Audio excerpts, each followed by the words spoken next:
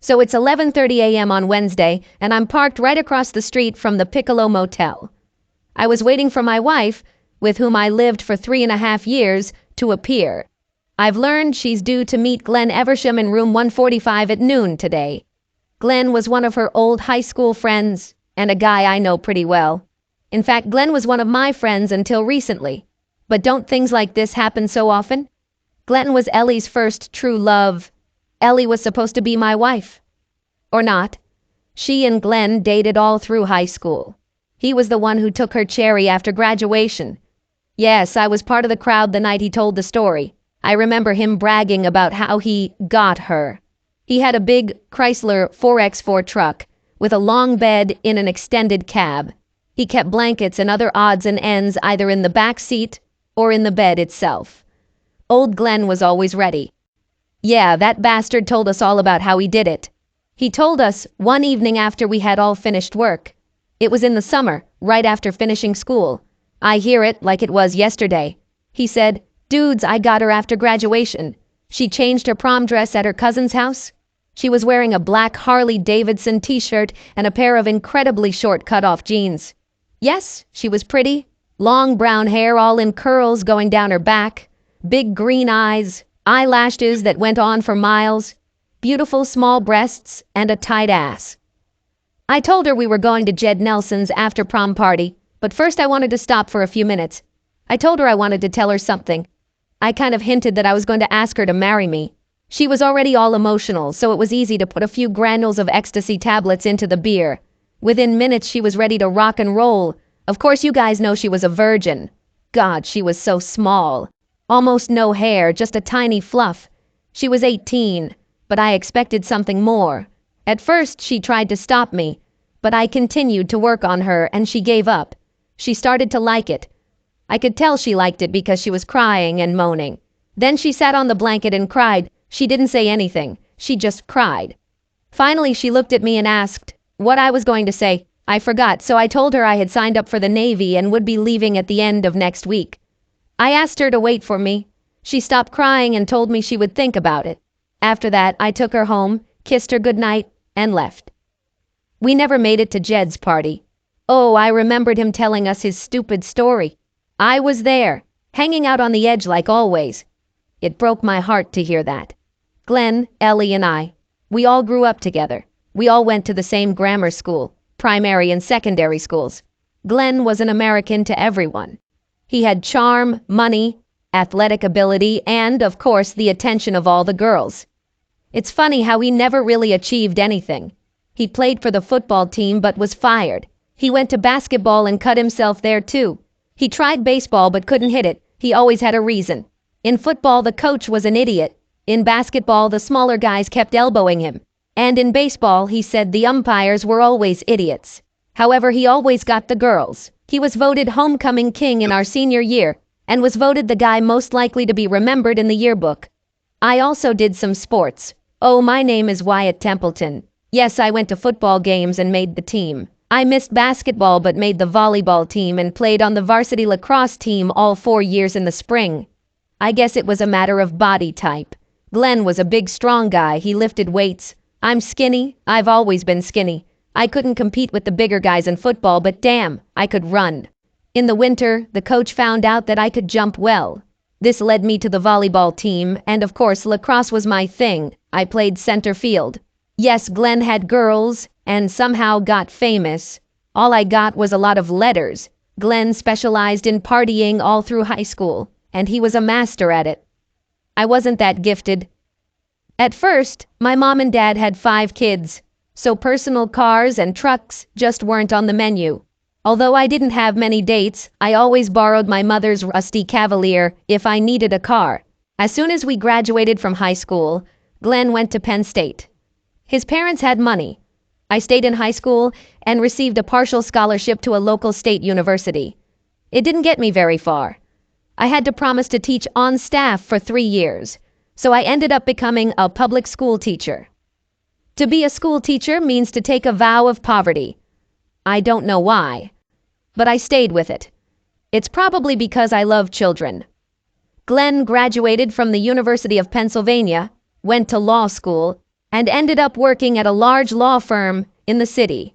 He says he's making a ton of money now. 5, maybe 10 times more than me. I look at my watch. 11:40. Soon. I will find out, one way or another, whether I have a wife and family or not. This sucks. This really sucks. So Glenn went to Penn State and I stayed home. I've always been partial to Ellie. This is Ellie Colleen Templeton, nee Cochrane. Ellie graduated from high school and went to community college, where she took several classes in computer programming and software. I never understood any of this. Computers are like my car to me. I know where the gas is, how to start it, and I have enough sense to brake if I hear something I don't like. Oh sure, I've read all the books and brochures on car maintenance. I know how the damn things work, but cars are like plumbing to me. Trying to fix it only makes things worse. I remember the first time we moved into our house. Ellie needed a dishwasher and a new sink and countertop. I read, bought the equipment, and decided to install it all myself. It shouldn't have been that hard. It's all written out. I tried. I really wanted to. I just couldn't get the damn copper pipe to stop leaking. Ellie called Daddy. This is her dad. He came and took care of it. I remember him tapping me on the shoulder and praising me for trying. Ellie made coffee. We all drank a cup while she told me how proud she was of me for caring enough to care. I felt stupid. I just couldn't do anything right. But in a way, I felt good. I liked this praise. Glenn went to Penn State. He made a name for himself. He became president of his fraternity and a Nittany Lions fan. I also made a name for myself. After my freshman year, I was on the dean's list every semester. I did this and also worked part-time all year. Glenn came home every summer. He took his summer vacation and went to the beach where he surfed and had sex with every chick he saw. I tried to arrange a date with Ellie. It was the summer between our first and second years. She and I have always been friends. It seemed like we were chatting and hanging out as childhood friends. Honestly, I've always loved her. I kissed her once when we were in middle school.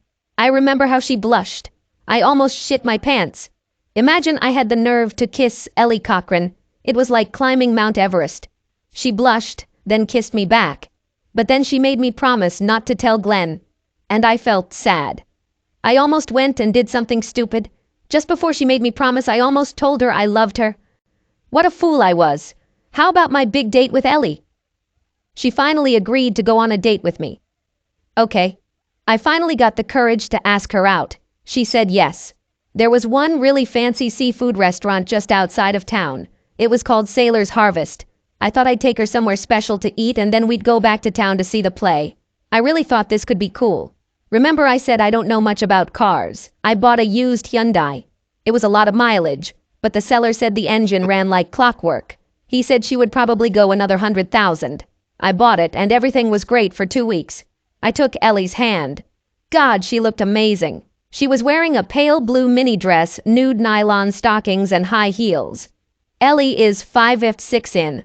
I'm 5 feet 11 inches tall. Glenn is 6 feet 4 inches tall. The heels made her a little taller than me. I felt a little awkward, but then I always felt awkward around Ellie. Look, I could go on and on about a lot of things, but with Ellie around, I could never finish a sentence. Eventually, I looked into those big green eyes and just froze. She smiled at me, and I withered away. I went to her door and talked to her mom and dad while Ellie got ready. I walked her to the car, helped her get in, and we drove off. I think about 2/3 of the way to the restaurant my new used Hyundai expired. It just stopped. I pulled back the hood, got out, looked under it, and froze there. I had no idea what was going on. Ellie got out and also looked under it. Ellie smiled at me. Broken, hey? I had a reservation at a restaurant. I had 2 $60 tickets to see Cats, and then my car died. I looked back at her. Yes, I think so. She reached into her purse, took out her cell phone, and called Daddy. He got there in about half an hour. He tied an old tire to the front of his car and pushed us back towards their house. I sat in my car all alone and drove while he pushed. Ellie rode in her daddy's car while he pushed. I felt like a piece of crap sandwiched between 2 slices of bread. We went back to Ellie's and had a barbecue with her mom, dad, and little brother. Then we watched an old film on TV. She told me later, as we watched Robert Redford kiss Jane Fonda, that she had already seen a performance of Cats. Glenn took her to New York where they saw it on Broadway. This was my big date with Ellie. I looked at my watch again. 11:45. I was wondering what I was doing. I guess I always knew that sooner or later Glenn would come and claim his prize. I just thought maybe Ellie put Glenn in her rearview mirror. I guess I just didn't understand. I guess I should have known better. I remember when Ellie and I got married. I remember how I persuaded her to agree to become my wife. After that first date didn't work out, she agreed to try again. It was a little later in the summer and all the city carnivals had already started. God, I remember how a year before, Ellie won a beauty contest in our city. This was in our senior year. She was crowned queen of the city on the second night of the carnival. I remember it was raining. Glenn was supposed to be there, but for some reason, he stayed on the beach. I was her escort. Oh, I know I only got this job by default. She really wanted Glenn. She never said it, but I knew. The guy knows these things. As I said, it was raining. It wasn't just rain, it was a heavy downpour and everything was wet. Ellie brought regular clothes with her, but for the parade and coronation she bought a special outfit. A very beautiful white mini dress. Well, the sky has opened. In a matter of minutes, Ellie was soaked through. Her beautiful mini dress was made of this fine linen or cotton or something like that. She was wet. Everyone could see right through her, and she was on this platform. I played dumb. I ran off the platform, grabbed the old man's cloak. Older people always seemed to be ready. I ran back and covered her as fast as I could. To my chagrin, the wooden platform was painted with some sort of glossy enamel, and the rain made it slippery as hell. I threw the raincoat over Ellie and then fell straight off the platform into the wet grass below. Damn. I don't know what hurts more, my body or my pride. I just sat on the wet grass and watched. I was too embarrassed to go back upstairs. Ellie sat on her throne and accepted the crown and scepter. She never looked at me, but she had a big smile on her face. All I can say is how graceful and beautiful she looked, but I felt like she was laughing at me too. When the rain stopped, we walked around the area. Her dress dried out, and no one could see through it anymore. Of course, my brown Levi's were stained with grass, and my short t-shirt was covered in dirt. She looked like what she really was, a city princess. I looked like what I really was, the town idiot. We went back and forth to where the games were taking place. We went to where they sold beef and French fries. I bought her a cutlet with meat. I bought her a funnel cake and some ice cream. Later, I took her home. She thanked me and kissed me on the cheek. It was probably some kind of date. We dated a little more after my fiasco with the car. Nothing special, just movies, a picnic, a trip to the park to swim, and some hot dogs. I thought that summer was special. Towards the end of that summer, Glenn showed up for about a week. He took Ellie somewhere every evening. For her, I ceased to exist. Glenn Eversham. I hate this son of a bitch. My watch showed 11:50. Now it won't take much time. How did I get Ellie to agree to marry me? This is just a miracle. I know everyone has heard of solo dogs, about dogs that become attached to one person and remain faithful to that person their entire lives. I guess I'm something of a loner man. Sure, I dated other girls, but I always ended up comparing them to Ellie, and Ellie always won. All people dream. Most people have two types of waking dreams. They are either a victorious hero or a suffering hero. It didn't matter to me whether to win or suffer. The heroine was always the same. She was Ellie, and she was always perfect. How did I get her to agree to marry me? From the time our first summer break ended until my senior year, Ellie and I dated on and off. I never had a lot of money, so almost all of our dates were about things that were affordable. We did things like demolition derbies, tractor pulls, carnivals, apple festivals, minor league baseball games, the state fair, horse shows. Ellie has always been a big fan of horse riding. I also love riding, but for her it's more like a religion than just a casual pastime. Ellie always had her own horse. I could never afford it. Although Glenn had a horse. Oh yeah, I took her to church every chance I got. Sure, it's a cheap date, but I have to show her that I have character. We are both Methodists. They say, and I believe them, that all Methodists love is to sing and eat. I know one thing. Ellie has a beautiful voice. Now that we're married, she's in the church choir. She looks angelic as she dons her choir robe. God, this can't happen to me. I asked Ellie to marry me. It was the fall of my senior year. Ellie had already finished school and was working for a local software company. She traveled around the area repairing damaged computers. She started writing her own programs and even started inventing her own games. Don't ask me to explain any of this. I have already explained my position on technology. Glenn was in his senior year at the University of Pennsylvania. He was a constant thorn in my side throughout college. He would be away almost all the time. Then he would come home, ask Ellie out on a date, and she would go out with him. I felt like I was always second. Glenn didn't come home alone for Thanksgiving. Her name was Marcia Ashcroft, and she was a rare treat. Long blonde hair, delicious-looking breasts, amazing ass, brown eyes. She was great. Glenn brought Marcia home to meet his parents and all his friends. He told everyone that this was the girl he was going to marry. They've already chosen a date, immediately after its release. That's it. We congratulated the happy couple. Ellie kissed Glenn and Marcia in congratulations, and so did I.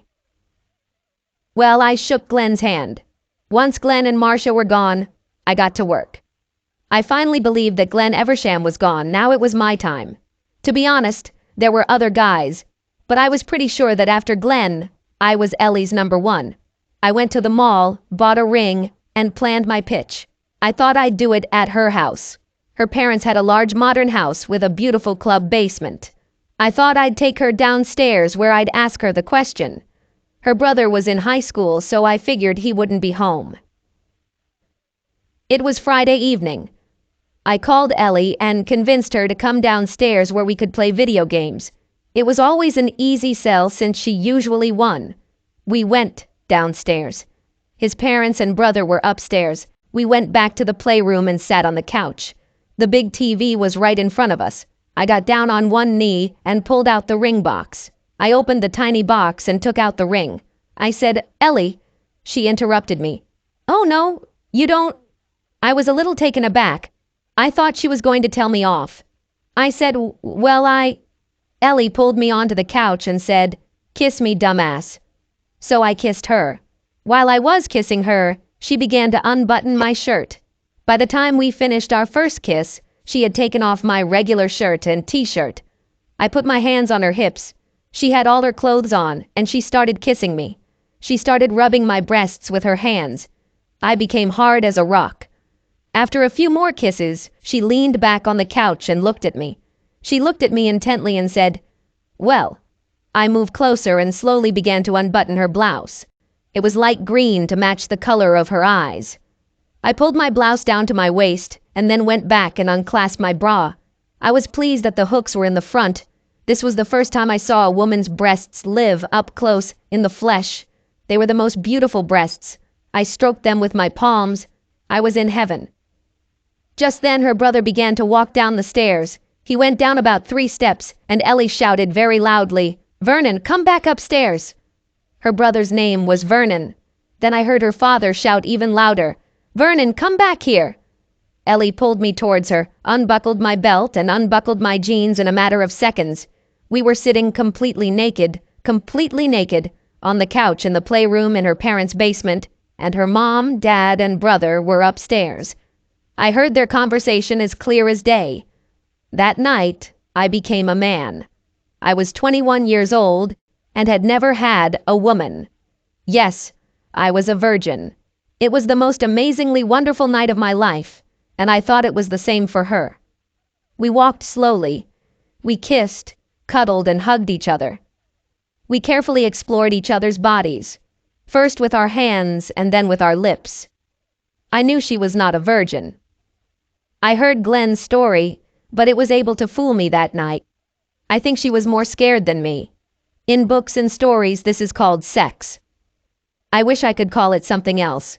It was love, real, true, absolute love. I kissed her. I kissed her private part, up and down those teasingly delicious lips. Glenn was right. There was almost no hair there. Then I realized that she was small. No, not just small. She was tiny. Really tiny. I wondered if Glenn was lying. Only a virgin could be so small. Ellie grabbed me by the ears and lifted me up so that we were face to face. We were lying on the sofa. I was on top. Ellie whispered in my ear, "I want you to make me a woman." I thought, did she really read my thoughts? I know it will hurt, but I want you to be the one to do it. At first, she shuddered and cowered, but pretty soon I felt that she was starting to get used to it. She was crying, or rather, she was sobbing a little. She continued to dig her fingers into my shoulders. I continued to kiss her, but it was difficult as she continued to bite her lips. I knew it had to hurt. I don't know how long it lasted, but in the end, I couldn't stand it. And came to the finish line. I felt her shudder. She began to cry quickly. I admit I cried too. I looked down. There was some blood there. I thought about this. We lay there. By that time, we were already side by side. We just lay there, hugging each other. I continued to kiss her face and head. She continued to run her hands up and down my body. After some time, we sat down. Ellie looked at me with an incredibly serious expression on her face, and then said, "Let me see the ring." I found my pants, took the ring out of the box and handed it to her. She extended her left hand. I think it was her left hand. She said, "Put this on." I did.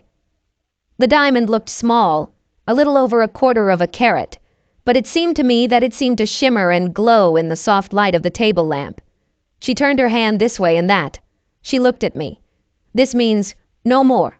There is no one else, for you and for me." I didn't understand what she meant. "What?" I asked. She threw a serious, expressive look at me. "From now on, you and I, just us. No one else." Damn it, I thought. There has never been anyone else, at least for me. I told her, "God, Ellie, you are everything that ever was."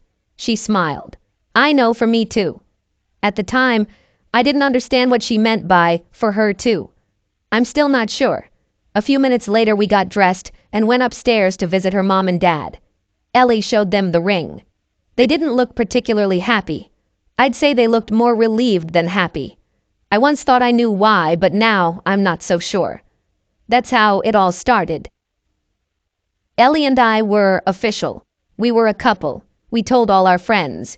Everyone admired her ring. Everyone was happy for us, even Glenn. All this happened in November. We were young, in love, and did not pay attention to possible complications. She had a good job. She could even do most of her work from home. I was already on my way. I majored in mathematics and education. The math teachers were great. With my grades and my athletic background, getting a teaching job in the district was an easy decision. We were planning a wedding in June, but we discovered one small complication. If two people who love each other have sex regularly without taking precautions, then what may happen is inevitable. Around mid-January, we realized we had a minor complication that was about 7 months away. We moved the wedding date to March. Our first minor complication occurred in July. We named her Jenny. The same week Jenny was born, I got a job teaching math at a county high school. I was also invited to help out at the high school with the girls' soccer team. My watch showed 11:55. Pretty soon, my world, all my dreams, all my fantasies about a happy future could collapse. My Ellie will appear and meet Mr. Big Shot, Glenn Eversham. I read all her emails. I knew what was about to happen. Oh, those emails. Those fucking emails. Why did she leave her mail open? Why didn't she lock it? She had passwords and secret accounts. I know almost nothing about these things. This shouldn't have happened. I mean, I didn't need to know. Had she left them open on purpose? Did she want me to know? Was she really that unhappy with me? Was I such a bad husband? God knows I tried. We had no money, but I tried to make up for lost time. I gave her all my attention. I told her every day how much I loved her. I tried to give her everything that money can't buy. Was it sex? I don't think I'm a bad lover, but I really don't have anything to compare it to. Ellie is the only girl I've ever been with. I'm serious. Ellie is the only girl for me. I never tried to hurt her or do anything that I considered humiliating. I always tried to be gentle, firm, but gentle. I think with Ellie I know when I've got her fired up. I always tried my best to make sure she got her arousal. There were times when she didn't want sex. When she was busy with Jenny and Craig, her back hurt a lot. I massaged her back. I would massage her all over. I like to touch her. She's everything I ever wanted. Oh God, please don't let this happen. Was I a bad daddy? Jenny is 3 years old, and Craig is very young. Oh yeah, I guess I scream sometimes, but all men scream at least from time to time. I pay attention to my children. I read Jenny fairy tales. I take her horseback riding. I try to do everything that my parents did for me. I try to be a good daddy. I want to be like myself and Ellie's father. I do a lot of housework. I help prepare dinner. I'm washing the dishes. I'm cleaning the lawn. I help with flowers. I turn on the vacuum cleaner. I do everything she asks. I do this because I want her to be happy. When Ellie is not feeling well, I always try to be there for her. I'm not running off to a tavern or anything like that. I kiss her every chance I get. I love holding her in my arms when we are in bed. I first noticed her special Glenn account about 2 months ago. I didn't suspect anything, probably just curious. I opened it. Now I regret doing it. Glenn the bastard, Eversham asked if he could see her. He said he missed her. He was lonely and unhappy in his marriage and needed someone to talk to. Damn. I wondered what kind of snake was in the grass. Then I read Ellie's answer. At first she told him to fuck off. She didn't curse. She just said she was married, busy, and thought that if he wasn't happy, maybe he should talk to Marcia, and if not his wife, then maybe a counselor. He continued to email her. He continued to whine and beg. He said he needed someone. He said she was the only one who truly understood him. She resisted. This continued, but then Ellie changed. Ellie started talking about how she remembered when they were in high school and how much fun they had before he got engaged to Marcia. She began to remember what they did without me. Long story short, she started breaking my heart. Oh shit. Glenn is here. He's at the motel room door. I squinted in my car so he couldn't see me. Crap. What am I worried about? I'm across the street in the parking lot. I watched him. He continued to look around. I watched as he entered room 145. He opened the door again. Wait! He took out his cell phone. He dialed the number and started talking to someone. I bet it's Ellie. I bet he tells her he's there. Oh shit. My life is turning to shit right before my eyes. Oh please Ellie, don't show up. God, why the fuck am I so worried? I read her emails. I know how much she craves this. She has already committed adultery, if not in reality, then at least in her heart. If she doesn't break her vows today, she will do it another time. It's heartbreaking. Reading it on some screen is terrifying, but seeing it live, in the flesh, up close and personal, well, that's a different matter entirely. Damn, it's 12:00 or noon, any second. Listen, I have 2 children and a third on the way. Yes, Jenny was born in July 3 years and 2 months ago. Craig arrived last October and Ellie said she's missed 2 periods recently. These are 3 children, 3 kids with a lying, cheating bitch. No, I can't say that. Ellie would never, but here he is. He's over there. It's all because of these letters, these damn letters. I wish I had never read them. I'll give her credit. At first she fought him off, then her voice became interested, and then she started talking about his wife Marcia. Ellie kept pestering him about his wife. She said neat things like, "What about your wife? Why do you want to do this to her? Wouldn't it be better to talk to your wife? Marcia loves you. I know you should talk to her. Glenn, you need to say something to your wife." He always had an answer. He said that she didn't understand him. He said he never loved her the way he loved Ellie. He said he thought Marcia was cheating on him. I have to give Ellie credit. She fought for Marcia. She couldn't have done it better even if it were Marcia herself. In the end, it didn't matter. Last week, Ellie gave up. She agreed to meet him, and here we are where we are. My marriage, my life, and very likely Glenn and Marcia's marriage will end soon. Look, I wasn't messing around. I talked about this with my father. He agrees with me. He, like me, believes that when a man and woman agree to get married, they give themselves to each other. My heart, my soul, my life's treasure and my body are no longer mine. They belong to Ellie. Ellie must understand that I don't want to enslave her, but she has made the same commitment to me. What she said, there is no more, there is no one else. Her heart, soul, and body belong to me just as mine belong to her. She can't do my honey justice. She can't make a fool of me, a cuckold. I won't stand for this. I will pay her alimony and child support for the rest of my life. I will live in poverty, but I will not be betrayed. I look at the clock. It's 12:15 now. Glenn was at the door 3 times. Ellie is late. I'm interested. I think he's interested too. I'm praying maybe she won't show up. If she doesn't show up, I'll deal with her. I'll ask her about the emails. I'll try to make her see, make her understand. We can get advice. God, I love her so much. I'd rather die than live without her. As I thought before, I am monogamous. I can't live without her. Being without her is like dying. Oh, please, Ellie, stay home. Don't show yourself. But what if she does show up? I know the answer to this question. If she comes, it's over. I won't accept this. I'll move out of here. We'll get divorced. I won't live like some weak-willed loser. I'm just not wired that way. Oh, please, Ellie, don't come. God, it's 12:20. This is killing me. I have to find out. I need to call. I grab my cell phone and dial Ellie's number. It barely rings once. This is Ellie, she says. Yes. Oh, it's you, Wyatt.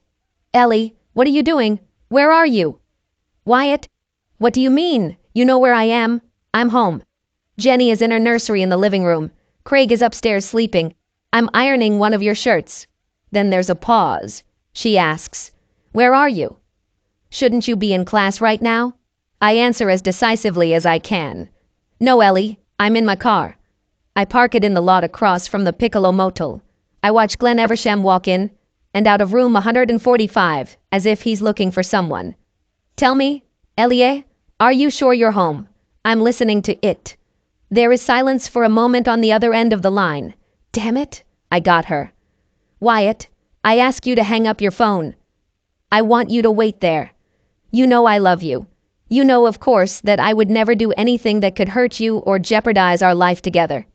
Trust me. Just wait. Call me and tell me as soon as you see anything. Now hang up the damn phone. I did as I was told. I hung up. Okay, I thought. I'll give her all the rope she needs. The second hand on my watch kept moving. It was 12:30. Something happened at Piccolo. What could it be now? I watched as 2 people approached the door to room 145. One of them was Marcia Eversham. I didn't recognize the other person, but he was a man. He had something under his arm. He started knocking on the door. Holy crap.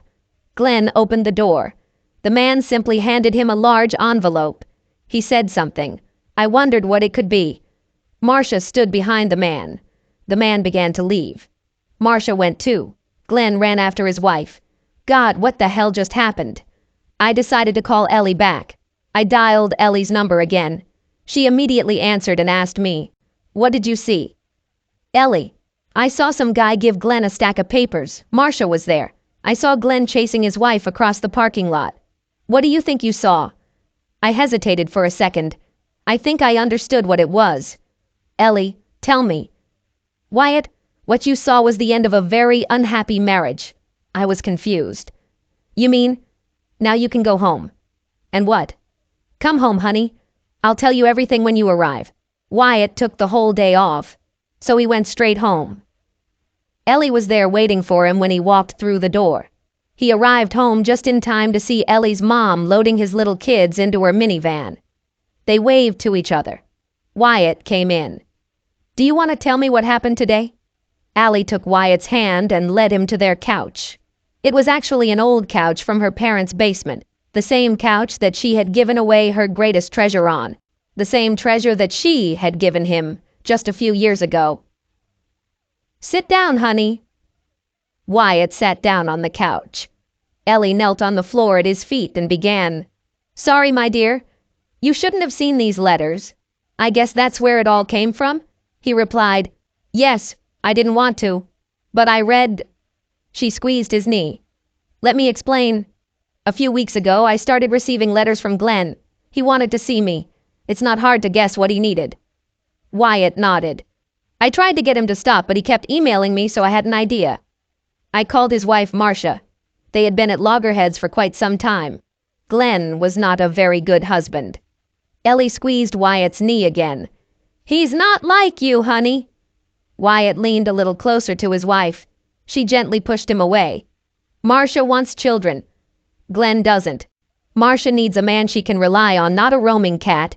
She and I developed a plan. What you read is actually a double account. For the past couple of weeks, Marcia and I have been receiving his emails at the same time, but Marcia is the one who responds, not me. Wyatt leaned forward again. So, let me finish this, honey. Marcia and I arranged everything. Oh. Marcia doesn't want to ruin him. Why should she do this? His income is her guarantee. But she really wants to leave. She wants to find someone she can trust and love. We already talked about this. She wants someone like you. What you saw today was Marcia's exit visa. I'm sorry I never thought to tell you. It just never occurred to me that you would consider it so important. What can you even think? Oh, my dear, you and I, we are a team. God, I'm already diligently making our third child. Wyatt was angry and upset. He was embarrassed and torn inside. Ellie, all my life I've felt like number two when it came to you. All those years in high school and then college, it seemed like Glenn was first in your heart. I've always been second fiddle. I was so scared. I thought I finally lost you to him. Ellie stood up and began to unbutton her husband's shirt. Wyatt, you are a stupid, wonderful man. Remember when we were in high school? Wyatt nodded, brushing away a tear. You remember all those stupid football games, those stupid lacrosse games. Wyatt, I hate football. I hate lacrosse. Lacrosse is boring, but soccer is absolutely boring. Do you really think I was there for every game for 4 years because I loved it? I was there to see you. I remember when you looked up and saw me. Haven't I always looked at you? Wyatt blinked back another tear and nodded. Yes, I think so. Ellie continued. I remember our first real date. You arranged everything so perfectly. A good restaurant, tickets to see Cats. Everything seemed right, and then your car died. I felt so sorry for you. I just wanted to squeeze you in my arms. You looked so helpless. My father was proud of you because you allowed him to help you. He knew then what I felt. I thought. Ellie stroked her husband's cheek. You thought wrong, Wyatt. I've always loved you. You have always been first in my heart. Do you remember all the carnivals? Do you remember how I was chosen as the queen of our city? You were so heroic, but so clumsy. You gave me a cloak, but then you fell right off the platform. You were great. Maybe stupid, but wonderful. Every girl in town wanted to be with you, but I had you. They didn't have you. But what about you and Glenn on prom night? Ellie took off both his shirts and unbuttoned his trousers. Did you believe this, braggart? You know very well when I gave up my cherry. You were there the night it happened. Damn, Wyatt. It was on this very couch. Wyatt, it was always you. Only you. No one else. Wyatt moved to make it easier for her to take off his pants. Your parents? That evening? For what reason? She pulled down his pants. Wyatt, do you remember the evening when you gave me this ring? She raised her left hand. He nodded. Do you remember the expressions on my parents' faces? Yes, I remember. Wyatt, they were happy. It was the happiness and relief you saw. We've all been waiting for you for 3 years. Ever since you went to college, Mom, Dad, and I have been talking about this. For a while it seemed like I would have to ask you myself, but you finally did it yourself. So then, when your brothers started coming down, honey, they knew. My brother didn't know, but they quickly stopped him. Wyatt, I love you. I've always loved you. I loved you in elementary school, in middle school, all through high school. Then when you went to college, but damn, Wyatt, you were so slow. He asked, so what will happen now? She smiled and said, we'll go upstairs and make love. Then we get up, get dressed, and go to my mom and dad. We ate some chili. Why then, after that, then we live happily ever after. And so it was. Subscribe to our channel so that your second chaff doesn't cheat on you, and go ahead and listen to the next story, because this story is nothing compared to the next one. If you're under 18, don't even think about listening to the next one.